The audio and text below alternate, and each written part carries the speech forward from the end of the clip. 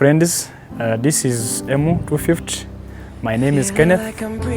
So I would like to request you to follow us on this channel. So people from around, people from west, east, northern and southern, people from worldwide, I request you to follow us, our messages, our videos, your comments, your likes and sharing our videos. They are very important to us and even they are very important to you. So do it kindly. We love you so much. Thank you. God bless you. Abanifuje kugira ngo mbabwire ijambo rishobora kubafasha cyangwa ijambo rigira bagira umumaro. Ijambo ngira ngo tuvugeho ni ijambo bita kugira intego. Intego ni ikintu cyose wifuza cyangwa se ushaka kuzageraho mu myaka iri imbere.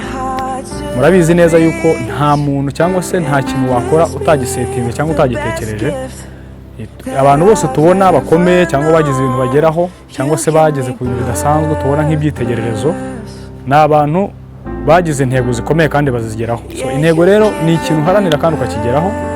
Ndifuza ko uyu mwaka mwagira intego. Intego rero umuntu yagira mu buryo butatu.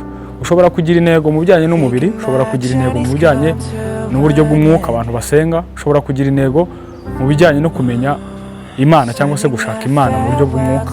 So rero hari igihe usanga abantu bagize intego mu bijyanye n'umubiri we n'umuntu akavuga ngo nzagera kuri iki, nzagera ku nzu, nzagera ku ki, ariko nyamara hari ibice by'umuntu yirengagije guha intego. Harimo nko kuba yamenya kurushaho gusenga, kurushaho gukora ibintu bifasha undi muntu, kuko umuntu agizwe n'ibintu bitatu, agizwe n'umubiri n'umwuka n'ubugingo. So rero byaba bibabaje kuba ufite intego wihaye mu mubiri ariko ahandi nta ntego ufite. So rero ndifuza yuko buri muntu agira intego muri ubwo buryo ariko ari butatu. Murakoze cyane.